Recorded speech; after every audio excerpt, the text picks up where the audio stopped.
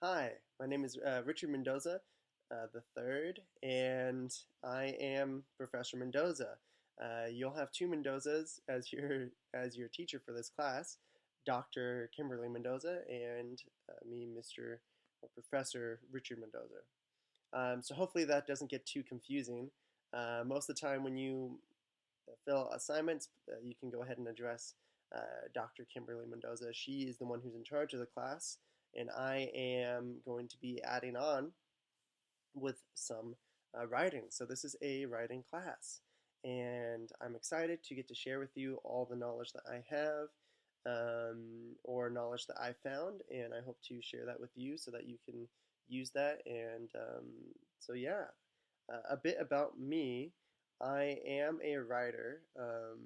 I I write for indie video game developers, and I write their stories and worlds and characters and stuff like that. I also am an English teacher for high school, and obviously I'm a professor at the college level. Um, I have a Master's of Fine Arts in Writing that I got uh, from an online program, and so here I am. Beyond writing, I have a wife. I have a baby who, at the moment, is 3 months old, and I have a dog, a big dog who's like a German Shepherd Husky lab mix, pit maybe. There's a lot of stuff in there, but good dog. Um, and so I did theater for a while in San Diego. I would do improvisational theater, and I would do commercials and film and stage. And I did that alongside being a substitute teacher. Got my master's, and so now teach as an actual teacher and moved to Lubbock, Texas. And so that is a bit about me. And so now I would like to kind of get into this class.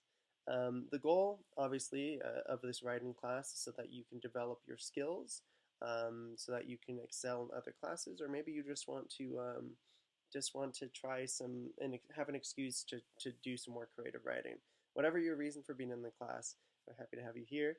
And each week I'm going to post a video that's going to give some insight into the genre of writing that you'll be doing, as well as some other notes that might not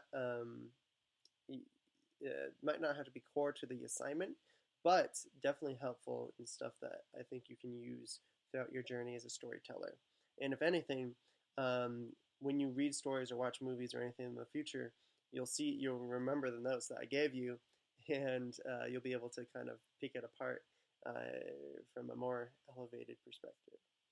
Um, so to start with, this week what you're going to be doing is just kind of writing, okay, free writing. And the goal is that you're going to write first with your heart and second with your mind, okay? What that means is you're going to just not really think about anything. You're just going to write. You're just going to, whatever comes to mind. See, one of the biggest issues for writers is something called writer's block. And there's a lot of different ways that happens. Sometimes you're too, in your head too much, so you're overthinking it. Sometimes you feel like you can't come up with any ideas. Sometimes you keep doubting yourself, and so you go back and keep editing what you just wrote, and you never actually go anywhere because you keep just editing or adding or changing. Um, to get past that, a really great exercise is this free writing. You can set a clock for yourself if you need it, 15 minutes maybe or so. You can, you can try and just do a little bit each day. It doesn't need to be a huge commitment, but the goal of this is that you stop overthinking it and that you just write. And this works really well for me because I realize as soon as I start working on something, I get into the mood. It's starting that's the hardest part, but then stopping is gets hard too, right? So once you start, you're able to start getting those ideas out there. Once you turn off your brain and just do it, there's a time and place to edit, a time and place to think and to overthink and to analyze. That's the second part of this assignment, right? So first, you're going to just write whatever comes to mind and just build on that. It's okay if it's nonsense. It's okay if you're just saying the same thing over and over. Um, Great if you can think of a story. If not, no worries. Um, the second part, you're going to go back over and you're going to edit it. You're going to see, okay, what can I improve on? What ideas worked and what ideas don't work?